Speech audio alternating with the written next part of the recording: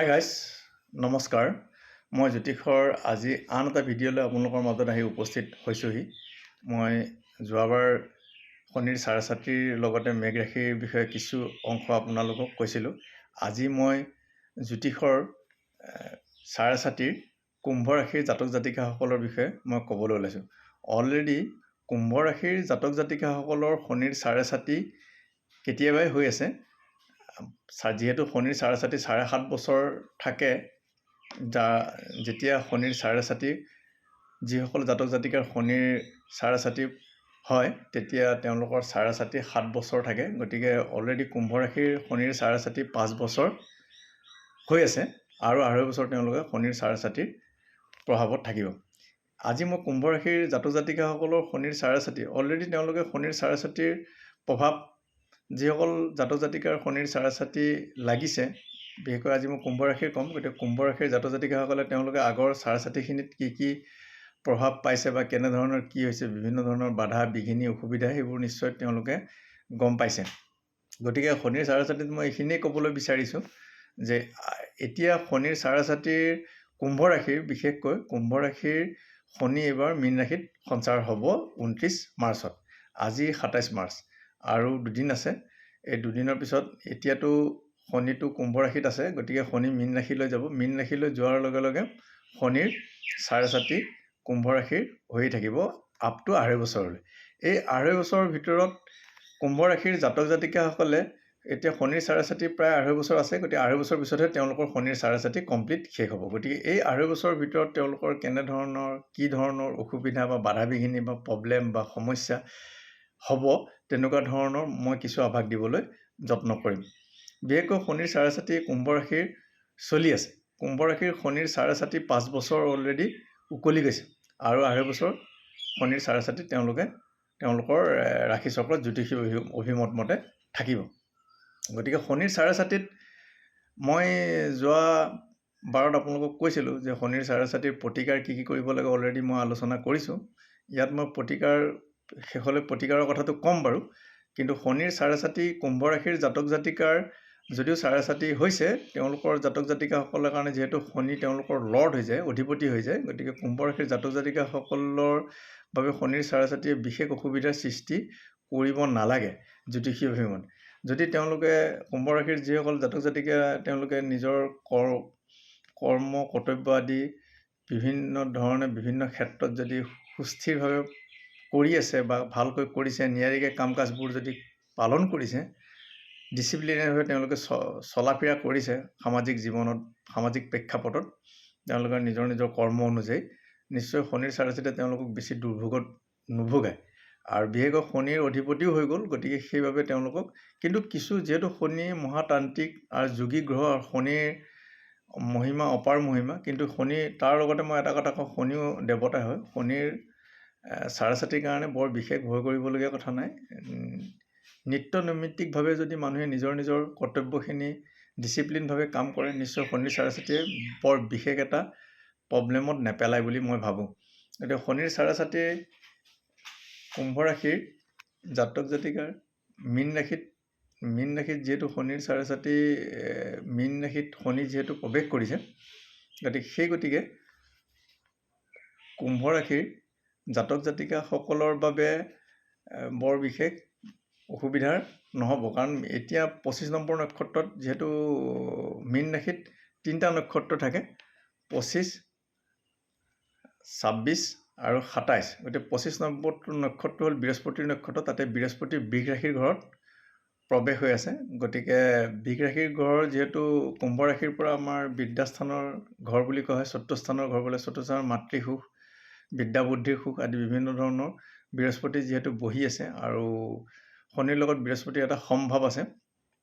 গতিকে আৰু মই ভাবোঁ শনিয়ে বৃহস্পতিক বৰ বিশেষ প্ৰব্লেমত নেপেলায় আৰু শনিৰ নিজৰ মিত্ৰগৃহ বৃষ ৰাশিৰ ঘৰটো। গতিকে বিদ্যাস্থান বা বিভিন্ন ধৰণৰ মাতৃস্থান আদি কিছু সৰু সুৰা প্ৰব্লেম থাকিলেও মোৰ লগত তেওঁলোকৰ চাৰে বৰ বিশেষ প্ৰব্লেম হ'ব নালাগে। তাৰপিছত তেওঁলোকৰ চাৰে প্ৰভাৱটো যদি আমি আৰু এটা স্থানৰ কথা যদি আমি ক'বলৈ যাওঁ, বিশেষকৈ অষ্টম স্থানটো আমি যিহেতু আয়ুস স্থান বুলি ধৰা যায় জ্যোতিষীয় ভিউমতে, আৰু এইটো দীঘলীয়া বেমাৰ আজাৰৰ স্থান আৰু বিভিন্ন ধৰণৰ অসুবিধা হোৱা মানে সমস্যাৰ স্থান, বিভিন্ন ধৰণৰ অসুবিধা। গতিকে সেই অসুবিধাখিনি একচুৱেলি যিহেতু কন্যা ৰাশিৰ ঘৰ, কন্যা ৰাশিৰ নক্ষত্ৰকেইটা আমি যদি চাওঁ 12, 13, 14, এইটো উত্তৰ ফাল্গুনী নক্ষত্ৰ, হস্তা নক্ষত্ৰ আৰু চিত্ৰা নক্ষত্ৰ, কন্যা ৰাশি। গতিকে এই নক্ষত্ৰকেইটাত শনিয়ে বৰ বিশেষ প্ৰব্লেম কৰিব নালাগে, আৰু যিহেতু শনিৰ মিত্ৰ গৃহ হয় কন্যা ৰাশিৰ ঘৰটো, গতিকে শনিয়ে মোটামুটি ছাত্ৰ-ছাত্ৰীৰ জীৱনটোত তেওঁলোকক বৰ বিশেষ এটা সমস্যাত নেপালে। সৰু সুৰা বেমাৰ আজাৰ বা বিভিন্ন ধৰণৰ সমস্যাবোৰতো হয়, সেইবোৰ প্ৰতিকাৰ কৰিলে কিছু লাঘৱ হৈ যাব। তাৰপিছত শনিৰ ছাত্ৰ-ছাত্ৰীৰ বাবে তেওঁলোকৰ যি কৰ্মস্থান, তেওঁলোকৰ কৰ্মস্থানটো বিশেষকৈ তেওঁলোকে যদি কৰ্মখিনি নিয়াৰিকৈ কৰি থাকে, ভালকৈ কৰে, ডিচিপ্লিন আকাৰে কাম কাজবোৰ কৰে, নিশ্চয় তেওঁলোকৰ কৰ্ম সুদৃঢ়ভাৱে থাকিব, ভাল ধৰণেই থাকিব। আৰু শনিৰ ছাত্ৰ-ছাত্ৰীত মই ভাবোঁ মেইনলি মাইণ্ডটো বেলেঞ্চ কৰি ৰখাটো ভাল। মাইণ্ড ষ্টেবিলিটিটো বহুত দৰকাৰ।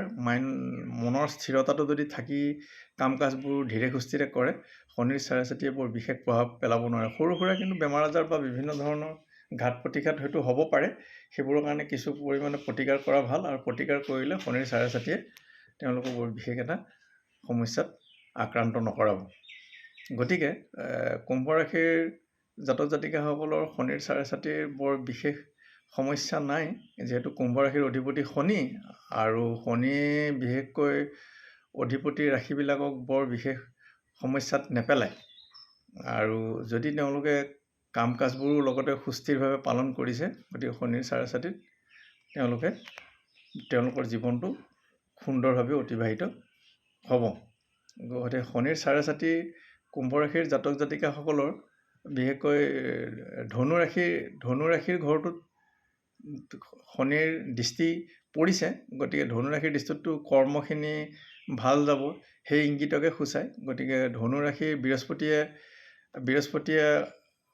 বৃহস্পতিৰ যিহেতু বীৰ ৰাশিত বহি আছে, গতিকে বৃহস্পতি বীৰ ৰাশিত বহি থকাৰ কাৰণে ধনু ৰাশিৰ অধিপতি বৃহস্পতি, গতিকে বীৰ ৰাশিত বহি আছে। গতিকে শনিয়ে দশম স্থানটো যিহেতু শনি কৰ্মস্থানত দৃষ্টি দিলে শনিয়ে ভাল ফলেই দিয়ে, আৰু ধনু ৰাশিৰ ঘৰ, গতিকে ধনু ৰাশিৰ যিখিনি নক্ষত্ৰ আছে, বিশেষকৈ ধনু ৰাশিৰ 19, 20 আৰু 21 নম্বৰ নক্ষত্ৰটো আছে। 19 নম্বৰ নক্ষত্ৰটো মূলা নক্ষত্ৰ, আৰু 20 নম্বৰ নক্ষত্ৰ হ'ল পূৰ্বাষাঢ়া নক্ষত্ৰ, আৰু 21 নম্বৰ নক্ষত্ৰটো হ'ল উত্তৰাষাঢ়া নক্ষত্ৰ। এই তিনিটা নক্ষত্ৰ মিলিয়ে ধনুৰাশিটো গঠিত হৈছে। ধনুৰাশিত তেওঁলোকে কৰ্মখিনি যদি তেওঁলোকৰ নিজৰ যাৱতীয় কাম কাজ বা তেওঁলোকৰ নিজৰ দায়িত্বখিনি সুস্থিৰভাৱে পালন কৰিছে, নিশ্চয় কুম্ভ ৰাশিৰ জাতক জাতিকাসকলে তেওঁলোকৰ কৰ্ম জীৱনটো ছাত্ৰ-ছাত্ৰীৰ সময়ছোৱাটো ভাল ধৰণে যাব।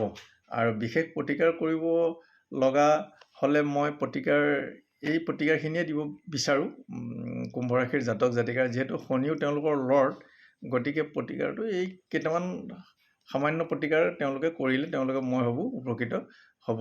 গতিকে আহঁত গছৰ তলত যদি তেওঁলোকে তিল তেলৰ চাকি জ্বলায়, 8 খুৰ চাকি জ্বলায়, আৰু 8 পাক যদি প্ৰদক্ষিণ কৰে, গতিকে তেওঁলোকৰ মই ভাবোঁ শনিৰ ছাত্ৰ-ছাত্ৰীৰ কবলৰ পৰা কিছু পৰিমাণে লাঘৱ হ'ব। আৰু যদি তেওঁলোকে হনুমান মন্দিৰটো যদি প্ৰতি শনিবাৰে দৰ্শন কৰে, হনুমানৰ যদি ফল মূল আদি হনুমান মন্দিৰত দিয়ে, তেতিয়াও তেওঁলোকৰ শনিৰ ছাত্ৰ-ছাত্ৰীৰ পৰা কিছু পৰিমাণে লাঘৱ হ'ব।